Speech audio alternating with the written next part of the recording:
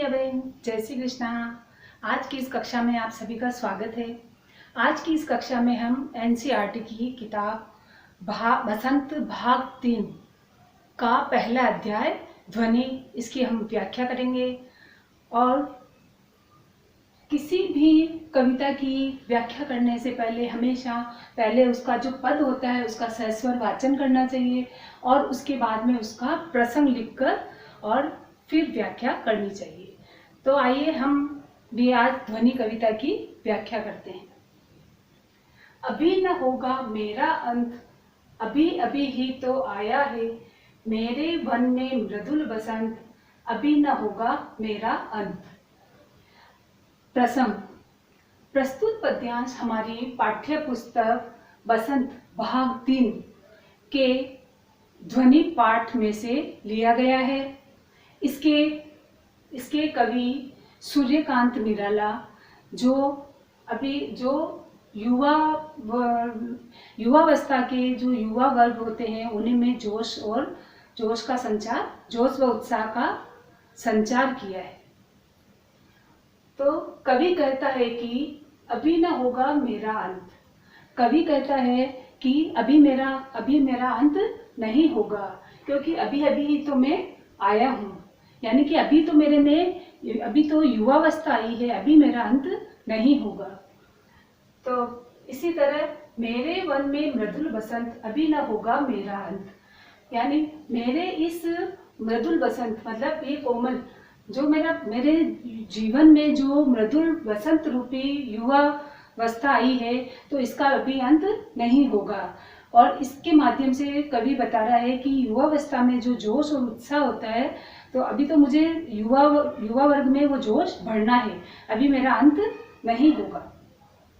हरे हरे ये पात है, डालियां कलियां कोमल गात, मैं ही अपना स्वप्न मृदुल कर, फेरूंगा निंद्रित कलियों पर, जगह एक प्रत्युष मनोहर। तो कवि कहता है कि अभी अभी जब बसंत ऋतु आती है तो उसमें नई नई को डालियां होती है, कलियां खिलती है, और जो कोमल कोमल फूल होते हैं उनकी कलियां खिलती है और वो फूल खिलते हैं। मैं ही अपना स्वप्न मृदुल कर, कि कवि कहता है जिस तरह से बसंत ऋतु में डालियां और पत्ते फूल कलियां ये सब खिलते हैं, गात मतलब शरीर, तो कवि कहता है कि कोमल शरीर, जो बसंत रूपी जो कोमल शरीर है, मैं ही अपना स्वप्न मृदुल कर, कि मैं ही इनमें युवा वर्ग को जोश का संचार करके और मैं ही उनका सपना पूरा करूंगा। और फेरूंगा निंद्रित कलियों पर, जगह एक प्रत्युष मनोहर। प्रत्युष का मतलब होता है प्रातःकाल, मनोहर यानी सुहावना, और निंद्रित मतलब निंद्रा की अवस्था में। तो फेरूंगा निंद्रित कलियों पर, जिस तरह से बसंत ऋतु में रात को जैसे कलियां मुरझाई हुई होती है और सुबह प्रातःकाल होने पर सुहावनी प्रभात होती है, तब प्रातःकाल में वो कलियां खिलती है। तो इसी तरह से फेरूंगा निंद्रित कलियों पर, तो कवि कहता है इसी तरह से मैं भी युवा जो वर्ग है वो सोए हुए हैं, तो इसी तरह से मैं उनकी निंद्रा को हटाऊंगा और उनकी कलियां मतलब उनकी युवावस्था में मैं उनमें जोश भरूंगा। जगह एक प्रत्युष मनोहर, कि उनमें एक नया सवेरा जागृत करूंगा। पुष्प पुष्प से तंद्रालस, लालसा खींच लूंगा मैं, अपने नव जीवन का अमृत सींच दूंगा मैं।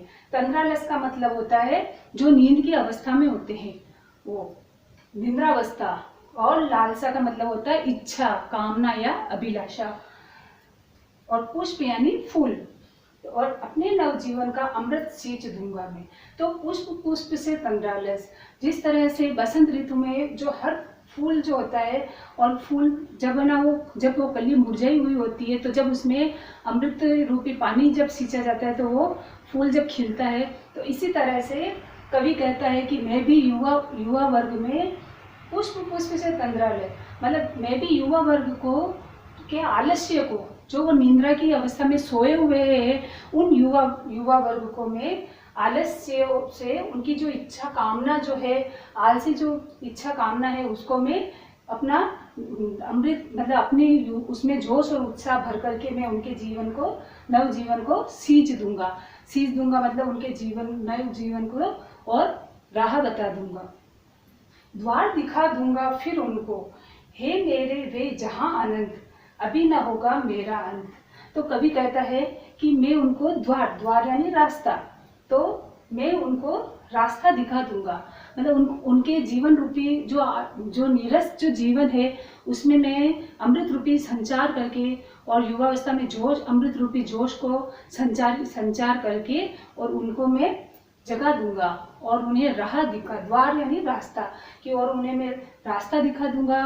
और वो मेरे चाहे कितने ही मेरे अनंत मतलब मेरे पास में चाहे कितने ही हो, लेकिन युवाओं को मैं सही रास्ता दिखा दूंगा और उन्हें अभी न होगा मेरा अंत। तो कवि कहता है कि अभी मेरा अंत नहीं होगा, क्योंकि मुझे अभी युवावस्था में जो युवक है उन्हें मुझे नया सही रास्ता दिखाना है और उनमें जोश और उत्साह भरना है। तो इस तरह से आज भैया बहन हमने ध्वनि कविता, सूर्यकांत निराला की ध्वनि कविता की व्याख्या की है। और इस व्याख्या में कवि सूर्यकांत निराला जो है वो मेन मुख्य बात इसमें ये बताना चाहते हैं कि वो जो युवावस्था में जो व्यक्ति नीरस और मुरझाया हुआ है उसमें वो जोश भरने की बात बता रहे, जोश भरने की बात बताई है। और कवि कहता है कि हमें उनको सही रास्ता दिखाऊंगा और उनके जीवन में बसंत रूपी उत्साह भर दूंगा। तो आज का आपका ये पाठ जो कविता, ध्वनि कविता है, वो आप लोगों को आसानी से समझ में आई होगी। इसके लिए धन्यवाद।